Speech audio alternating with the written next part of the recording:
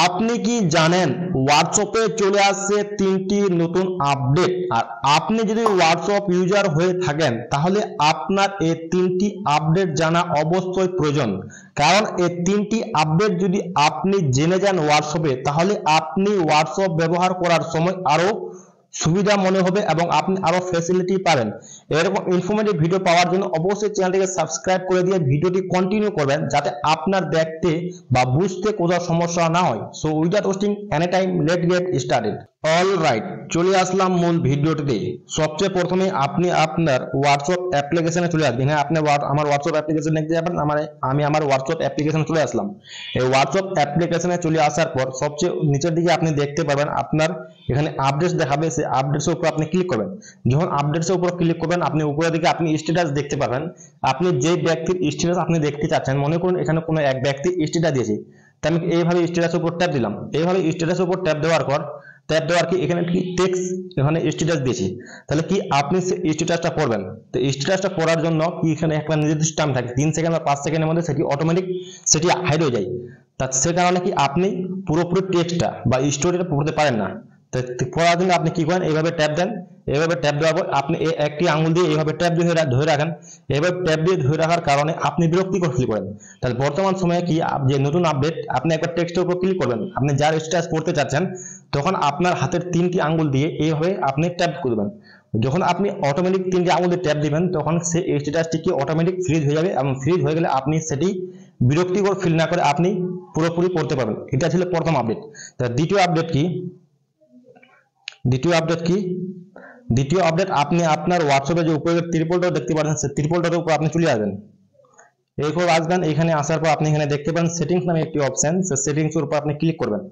এখানে সেটিংস এর উপর ক্লিক করার পর আপনি নিচের দিকে আপনি চার্টস নামে একটি অপশন দেখতে পাচ্ছেন, সেই চার্টস এর উপর আপনি ক্লিক করবেন। এরপর ক্লিক করে দেওয়ার পর আপনি এখানে কি দেখতে পাবেন, ডিফল্ট চার্টস থিম, এর উপর আপনি ক্লিক দিবেন। এরপর ক্লিক করে দেওয়ার পর আপনি এখানে নিচের দিকে দুটি অপশন দেখতে পাবেন কি কাস্টমাইজ করে, একটা কি চার্ট কালার, একটা দেখতে পাবেন ওয়ালপেপার। ওয়ালপেপার বলতে কি, ওলা ব্যাকগ্রাউন্ডের মতো, যেটা আমার পিছনে দেখতে পাবেন ব্ল্যাক ব্যাকগ্রাউন্ড, সেটা মনে করা ওয়ালপেপার। আপনি হোয়াটসঅ্যাপে চ্যাট করছেন, সেটা হলো একটা ওয়ালপেপার কি দিতে চাচ্ছেন। কিন্তু একটা চ্যাটিং কালার, আপনি কালার কি রকম দেখছেন, উপরের দিকে আপনি দেখতে পাচ্ছেন এটা হলো কি উপরে চ্যাটিং কালার দেখতে পাচ্ছেন। মনে করেন আপনি এখানে চ্যাট কালার আছে, এই চ্যাটের উপর আপনি ক্লিক করবেন।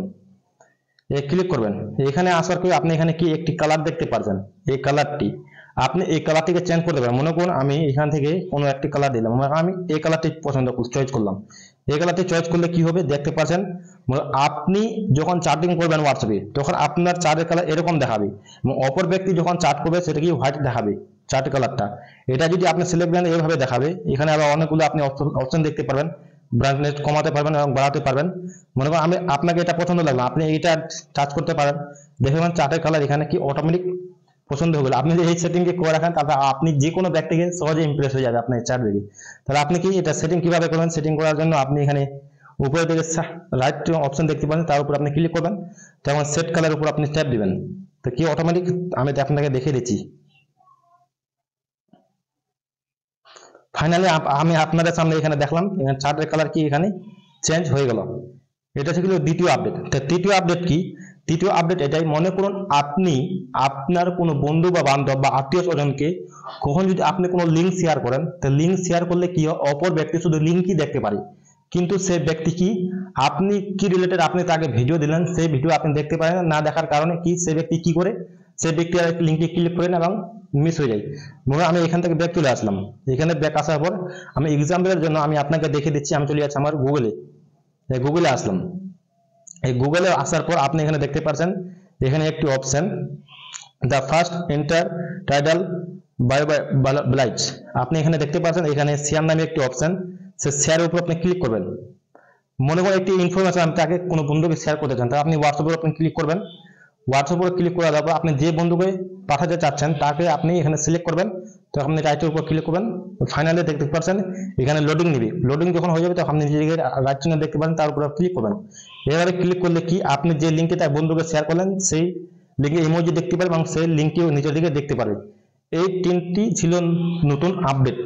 এই 3টি আপডেটের মধ্যে কোন আপডেটটি আপনার পছন্দ হলো অবশ্যই আপনি কমেন্ট করে জানাবেন। দেখা হবে নেক্সট ভিডিওতে। ধন্যবাদ।